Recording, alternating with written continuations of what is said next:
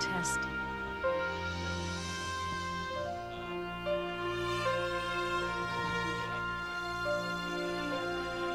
I have fixed my mind on another time, on another time.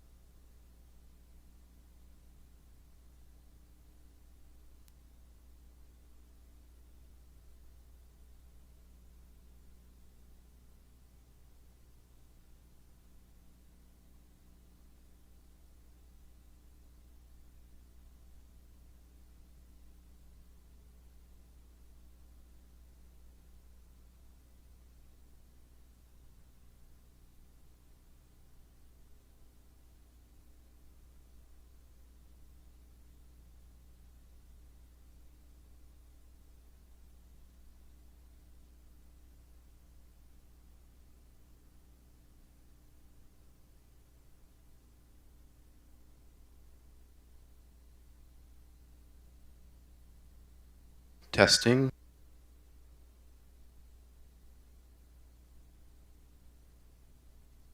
Testing, testing,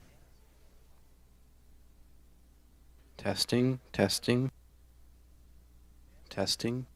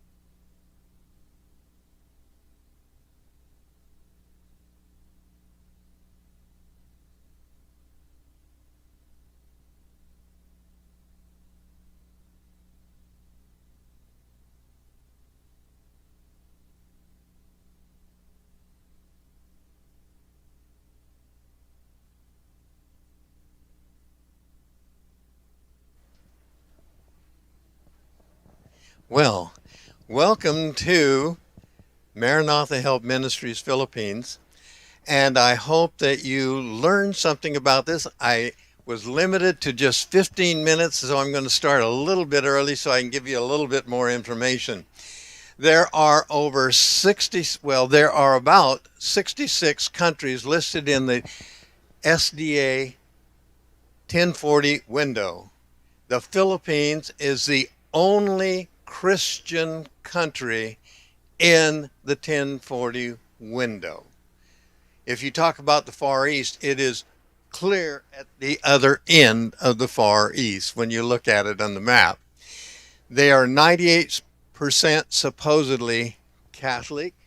There are devil worshippers. There's all sorts of types in that group, but they are considered to be 98% Catholic because of the fact that Catholics ruled the country many years ago.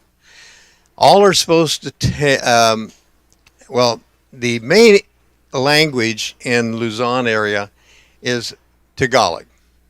Down in Mindanao, it's Bisaya. However, all of them are supposed to take English after the second grade because that's the only common language between all of this. There's they say, 1,000 islands involved in the Philippines and about 700 different dialects. So can you imagine what the occupation of the U.S. and the Philippines at World War II made one single language as the only communicating language? And so a lot of places where the two Tagalog and Bisaya overlap, the only common language they have between them is English. 1 in 6 children are abandoned, and child trafficking is a major problem. Religious liberty is protected by law. Now, you've spent a couple of days listening to the rest of the 1040 window and the fact that religious liberty is not tolerated. But in the Philippines, religious liberty is actually protected. Jerome is our director in the Philippines. Quite a character. Facts about Jerome: he's 35, unmarried, dedicated to spreading the gospel throughout the Philippines. And I mean, he is a Paul. He wouldn't get married because he wanted to always be available to go wherever he could possibly go. He's unpaid by the ministry. He teaches at San Pedro Public School, a student population of 3,000 to 5,000. He says it varies some. Now, for those of you teachers, be prepared. You won't expect this. He is in charge of religious rights for the students and the teachers. He has a small staff under him, but the school itself makes him in charge of religious rights. He has 10 sessions per day with 55 students or more per class. Now, how many of you teachers are ready to take on 10 sections a day and have 55 or more students in each of the classes? He says that sometimes he has to have more than one subject, but usually he's scheduled for just one subject. So it's kind of easy. At least he makes only one plan, and then he can use it for every class, because they're pretty much all in one grade that he teaches. But he says it is a bear to have every few minutes a new class roll in, 55 or more students, and so that he ends up with about 550 or more students per day. Per day. He preaches and does evangelism on weekends and his breaks. And let me tell you, he's always on the road. On the mission story here, we need to be on to that, because I don't want to spend all the time just talking about him. I just was mentioning that. About 35 years ago, a group came to plant a church in a very poor village, not far from our flagship school, the Adventist University of the Philippines, which is AUP, for those of you who know about that.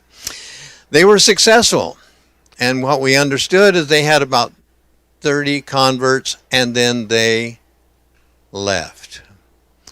The people, this was in a poor barrio of Cavite, and they left, and the people wanted a church.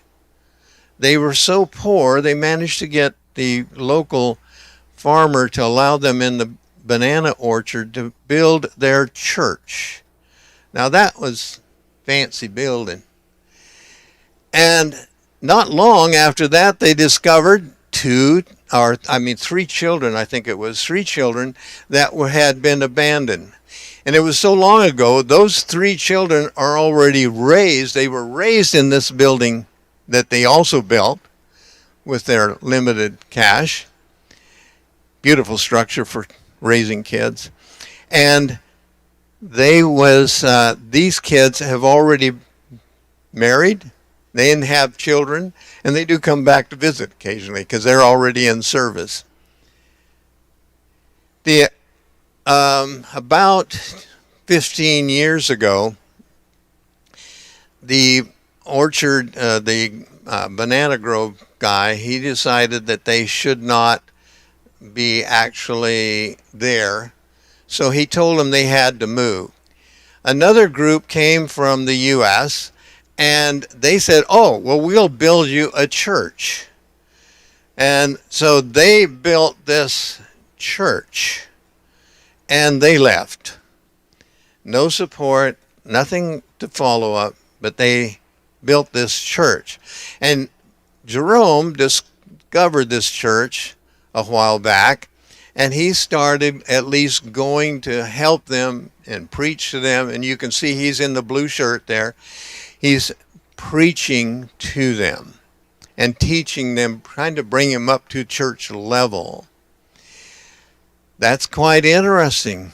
But unfortunately, at this point, at about this point, Jerome sent me these photos, and I said, Jerome, why don't you take our builder, which we were already building churches at this time, and go over and see if at least we could finish up this building, make it at least look like a church. And so he and the builder went over there, and wouldn't you know, God always has you right at the right time, at the right moment, to take care of a problem. When they walked up there, lo and behold, the barangay building inspector was there, and he says, this is not an adequate building. Not only that, you do not have a building permit for it. You never got one. Therefore, you will have a 70,000 peso fine, and you will have to tear this building down immediately. Well, that was a shock to them, and no building permit. Then you have to get a building permit. Well, here was Jerome and our builder. Our builder is not unknown in the area. He walked over to the building inspector and said, look, I'll tell you what. If I have this building down within 2 days, will you cancel the fine and give us a building permit? He said, yes. 2 days later, that was all that was left. And they pounded. Our builder does not leave anything. He pounds that whole bit of concrete apart to the point where he can use every bit of it for something in there. All right, so it's kind of interesting. Immediately we started putting in the foundation. The trouble is they didn't have any place to put the dirt that was there, because it's a 2-level area. And so he said, I will build the second floor before I finish the first one. So he put these giant piers in, Everything, he's a very advanced concrete and steel person. And so they started building for the second layer, the second floor.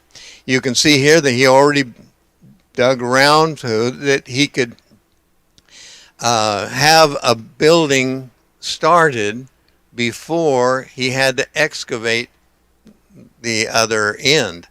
And so as they went up, it was kind of interesting because lo and behold, a little girl showed up. Now I'm going to tell you that at least 5 times when we have been in a project, we have a child from either 6 to 12 years of age suddenly show up. No contact with the Adventist church. No previous history of knowing about the seventh day. And they have walked in and said, "This is my church."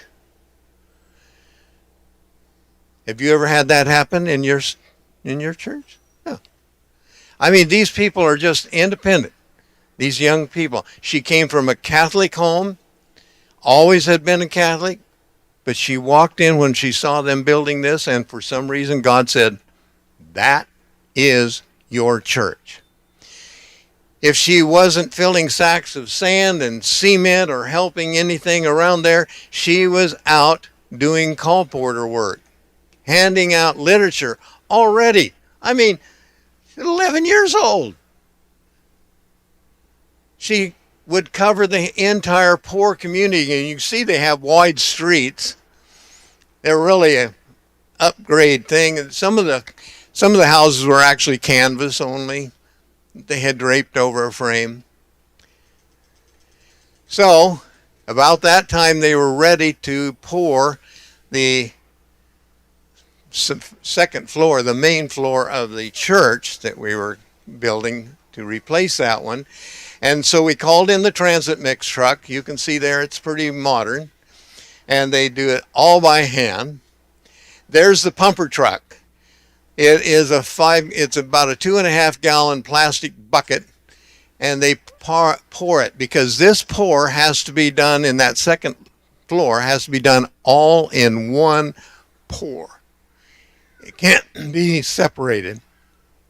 So they start Sunday morning, 5 o'clock in the morning, and these kids, and these are actually just community kids. They are not part of church members, but they have decided that they want this church there. And so they joined in the crowd. So they started pouring this Sunday morning, and they finished, well, they had the cafeteria set up right next door in some blank property that there was there. That's the cafeteria, and they fed them as they kept on going. They worked straight through the night for 18 hours straight to finish this slab all in one pour. And I've seen them actually do one in 36 hours straight. Anyway, so after they did that, they had to excavate this dirt because now they had a place to put the dirt that they were taking out. And there's Nicole. I'm telling you, every time she wasn't in school, she was underneath that church or somewhere doing something. This was her church. But one day, she was walking from school to the church, and she discovered there were 6 children rummaging through the food pile or the dump trying to find some food. And she said, "What are you doing out here hunting for food?" And they said, "Well, when we woke up this morning, our father and our stepmother were gone, and their children were gone. Everything was gone. The house was empty. They didn't leave a thing, and we're hungry." And Nicole said, "Come with me." Well, by that time, it was, actually, you can see that this was taken later on, but we got them together. They were ranged from 4 for the little girl to 12 for the biggest boy. And and the lady we'll talk about here in just a bit. But by this time, the bottom floor was pretty much finished. So the carpenter quickly made some beds for them to sleep in, and we have a kitchen and restrooms right there in the side already. Those were far along, so everything was doing that. They started living there. Now, after a while, the family of Ruth, the one I was showing you here, that lady, that old lady, her family decided they didn't want her either. So they actually turned her out of her house and ran her off. And she came to the church and she takes care of those children. Well, Nicole is not about ready to leave anybody else around. She found 2 more. So we ended up with 8 at that time. And she was the kind of semi-director. And Ruth is the coordinator, or she cooks and she takes care of these kids. Well, eventually some family members showed up and they were able to give sleeping quarters to some of these children, but they wouldn't feed them. So anyway, these kids consider that their church, and this was just as we were finishing it, these kids considered this church as their church. The oldest one, the 12-year-old, he says, I was born in a shack, but I live in a castle. He says, and we are going to keep it as a castle. These kids on Friday, when we were actually constructing the top part, would clear away everything that they could have church in that area, and they would repolish and clean the floors themselves. They made themselves the chief cleaners of that entire church, and they do it all the time. At the dedication of the church, and you saw what it looked like before, they had about attendance of about 150 by that time, as we got, because we were having actually church in the church before it was finished. They don't wait for a building inspector to approve it. They just do it. So anyway, after the dedication, Nicole just virtually took over VBS. Here is a 13, I think she was about 13 by then.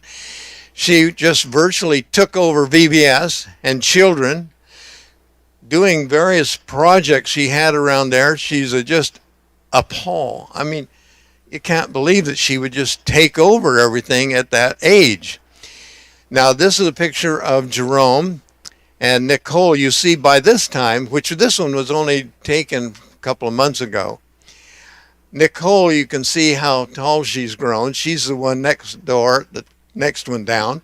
And she was about that size. When she first came, she was about the size of the little girl. So we're trying to show you that it progresses. This girl is just fantastic. She has continued. The problem is now she actually lives there as well with the children because her family has abandoned her as well. So she is the resident caretaker, motivator, and Ruth is also the caretaker. They work together to do that.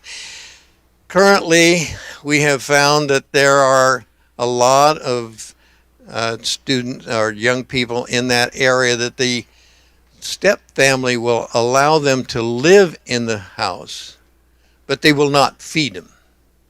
So we are currently feeding about 15 daily their food line, and actually their clothes is one boxes we send over there to help clothe them as well. The families, they're poor families, but they rotate, and each one will take a day when they come over and cook the food for the children that come in from breakfast, and then after school they have another meal. So it is remarkable as to what that young lady has done with these young people. She motivates them to go to church. They tend. It's marvelous. Oh, I'm probably overrunning. Remember, but the one thing I want to remind you of: if you are going to go on a mission trip and you're going to plant a church in a new area, please take enough money to build them a structure that it represents our church so that they can worship. Don't leave them just to make up, to survive. Be prepared to really put down roots in that area. We have Bible workers that follow through for our churches. Like this particular one, we have a contract that allows our Bible workers to say after the dedication, and we give it to all the paperwork to the church. We still have a contract. Our Bible workers can work the area for at least 2 to 5 years. You need to follow up. If you're going to do these missions, do them right and give them a structure. Thank you very much.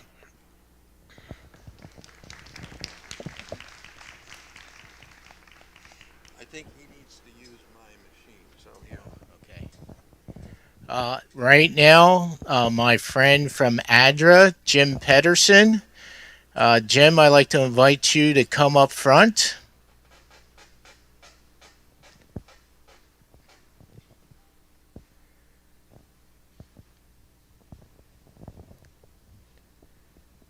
And after this, we have our primaries that are coming, and we will include our primaries. Thank you. I heard there was going to be some singing before I spoke. I hope you don't expect me to sing, because I'm not going to. Oh, come on, Neal. It's nice to be here with you again, back up at Redwood Camp Meeting, and up here for the blessings that we all receive in so many different ways. And I'm very happy to continue to represent ADRA, the Adventist Development and Relief Agency. And I'm pleased to bring the greetings from their new president, our new president of ADRA, Paulo Lopes, who's come from Brazil and has been with ADRA for many, many years. We were actually in discussion with hoping he might be able to come up here and be with us at Redwood this year. But circumstances were such, and the way emergencies happen with ADRA around the world, he was not able to be here today. But he sends his greetings and hopes to be able to come up here one of these days. ADRA, as you probably know, works in over 120 countries, and it's been in existence as ADRA since 1984.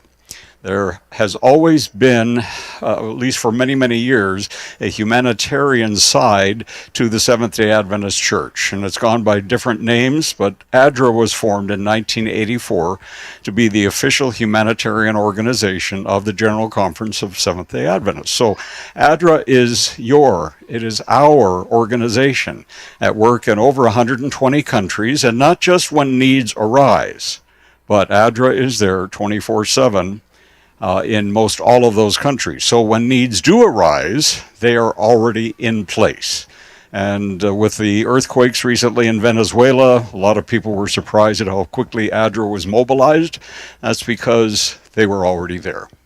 And we are very, very grateful and thankful to the Northern California Conference and others who have been promoting the work of ADRA and any donations that people have wanted to make with things such as the Venezuela earthquakes, make them through ADRA, because that is the best way to get assistance down to those countries.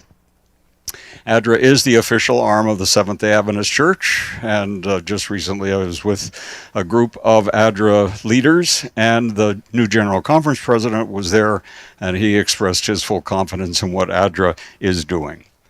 And as you well know, Jesus in his ministry talked very clearly about how, as Christians, as people, we should be showing love for one another, showing love and respect. Love each other, love your neighbor as yourself. Jesus, in his great discourse about the end times and the time of judgment, talked in terms not just about, well, not even about what our theological beliefs are, But he said the questions that will be asked is, what did you do for those who were hungry and those who were thirsty, those who needed clothing, those who needed some visitation and careful embracing? And that is what Jesus is looking for from us. Love your neighbor as yourself. One of his best known parables is that Good Samaritan parable. As people were walking by, many of them just passed by because they didn't want to get involved. But Jesus' point was, we should be involved in the lives of people, no matter where, no matter who they are, no matter what the circumstances are. We have been called to serve in the name of Jesus. And at the end of time, Jesus will say, if you've done it unto one of the least of these, you've done it for me. And, we get tired of all of the earthquakes. We get tired of the wars. We get tired of hearing what the needs are around the world. But that is truly part of what our world is currently. And there is a scripture passage that is rather meaningful today. Let us not become weary in doing good, for at the proper time we will reap a harvest if we do not give up. And that really is a driving, motivating factor for ADRA. And we're so glad that so many of you are participating and supportive of ADRA. It was great to talk with you this week and to hear of your support. And I thank you for that. And as you see things come through your mailbox or through the internet, please continue to pray for ADRA. And as you can, do what you can to support them. Thank you, and God bless you. Thank you, Jim. All right, we're going to set up for our primary class. All right. I'm going to just, this ought to move out.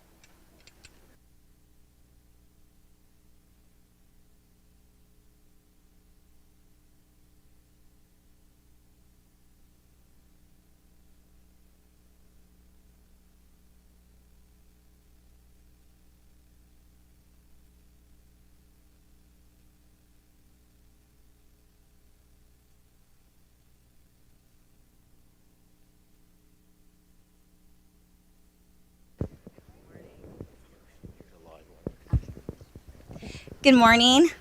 I want to thank Pastor Dan Friedman for giving us a few minutes. I love that we have a mission spotlight here at Redwood Camp Meeting, but Redwood Camp Meeting itself and our children is a mission field as well. And I'm Pastor Leah. I have Pastor Jeff, Pastor Mark, and David and Rio here with me, and we are the primary division.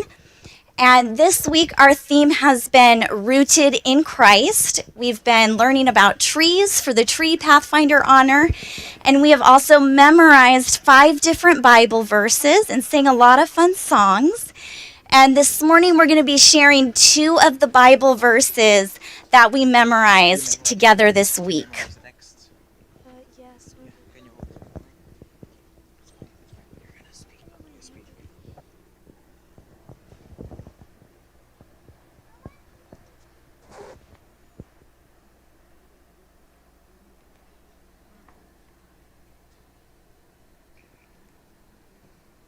For his delight is in the law of the Lord, and in his law he meditates day and night.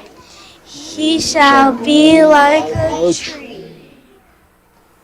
Psalms chapter 1, verse 2 and 3.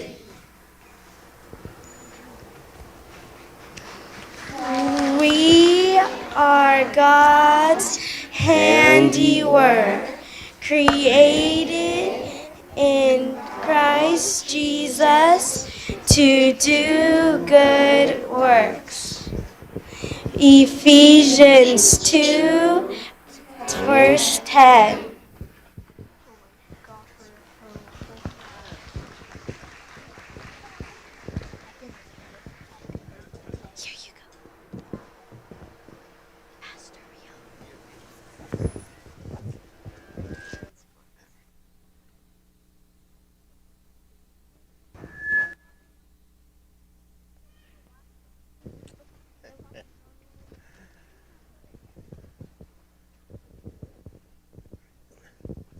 from our primaries to our university, well, our college, PUC.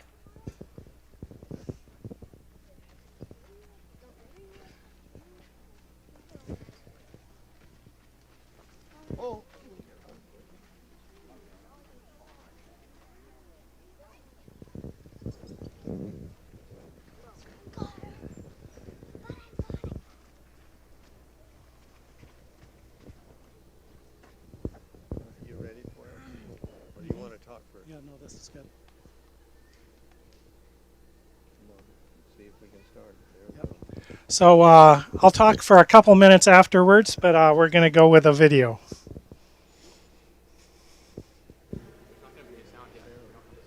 No sound yet. So I'm Ralph Trecarton. My students call me Dr. T. I'm from Pacific Union College. And I see that two of my very best professors are here. One sitting right here and one sitting in the back row. Dr. Penna Florida sitting in the back row, that has no indication on her excellence or her grades, even though in classes it does make a difference if you sit in the back row or the front row. But very glad to be here today, and I love seeing the children here reciting Bible verses. You know, I have sort of a unique perspective, but when I look at a group like that, I'm thinking, wouldn't it be great if 25% of them were at PUC when they're ready? I should give them scholarships. So are working on that. We are doing some good things. God is doing amazing things at Pacific Union College. Feeling like you actually. So we're going to show you this video after lunch. If you want to talk to me, if you're an alum or a friend of PUC, I'll be over here in these picnic table area for a while and would love to talk to you. Love to find out about your history, your story, or what you have a student that you think should be at PUC. I love to talk to students. I love to try to convince them that this is the best place to be, but I also recognize God leads students in different areas in different ways. So let's hear this video.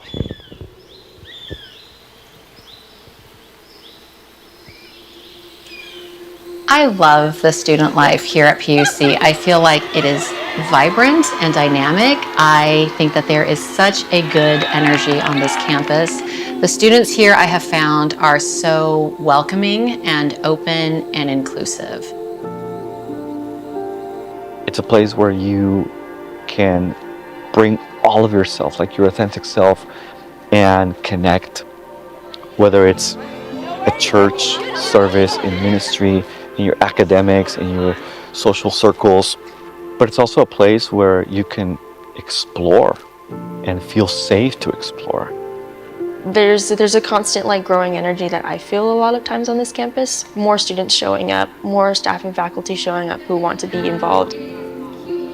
Being known by your professors, being prayed for by your professors, and feeling like you actually connected and had purpose and meaning.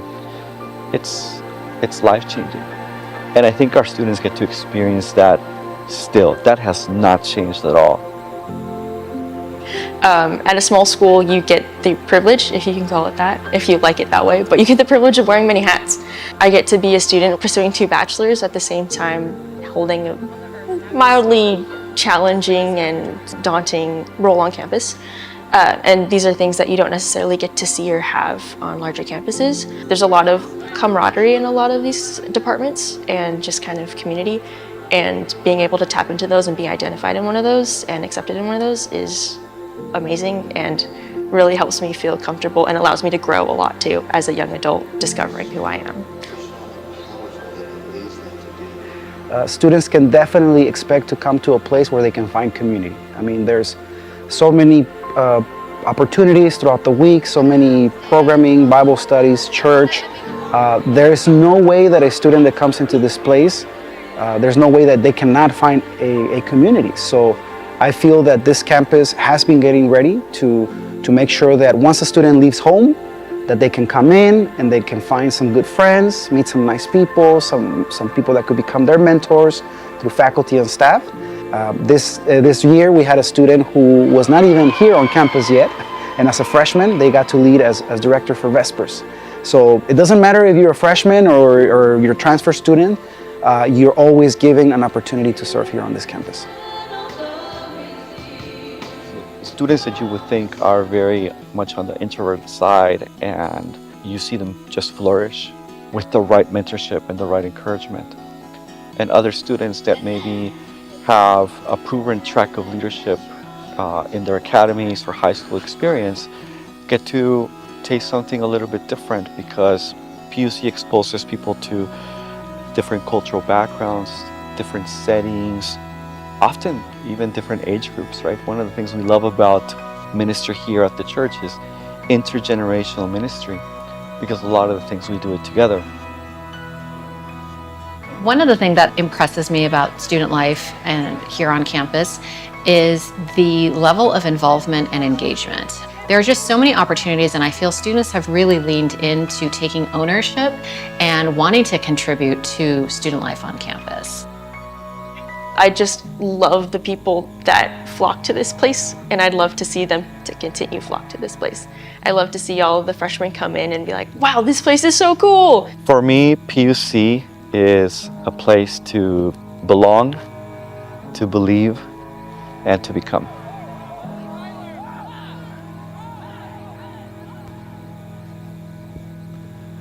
We are blessed at PUC. Our students are amazing. God is at work. A lot of things I could brag about. We just got our accreditation review completed, and when we talked to the accreditation team, they had a very prominent investment banker there who asked a lot of hard questions, and we were told that he's very intimidating.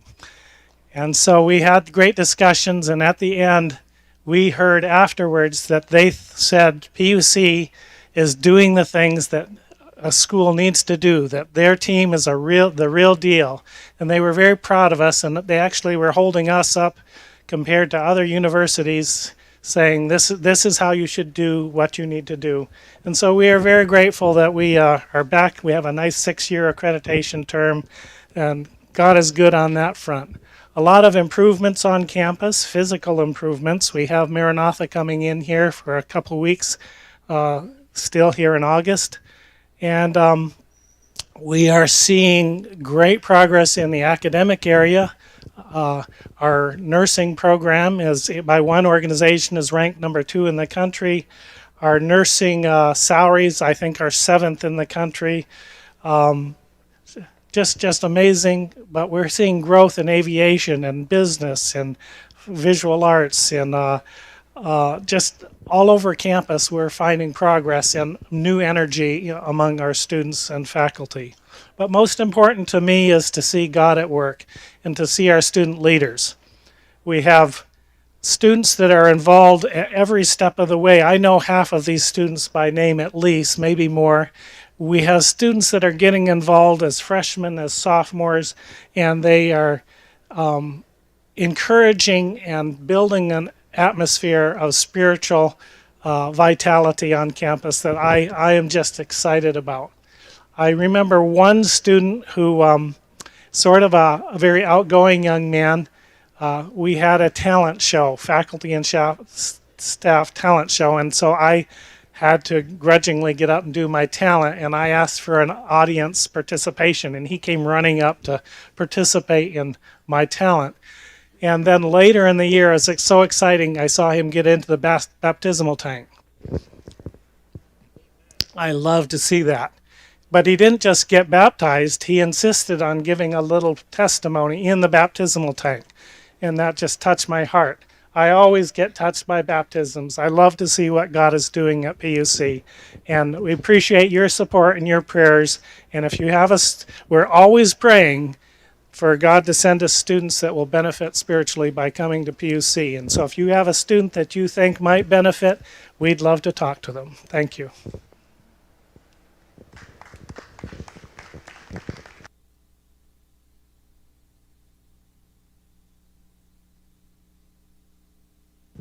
Thank you. We will take a short break now. We like to begin our worship service at 10:30. All right? And so we'll give you a break to about 10:30. Announcements on what is happening today, and we'll start singing.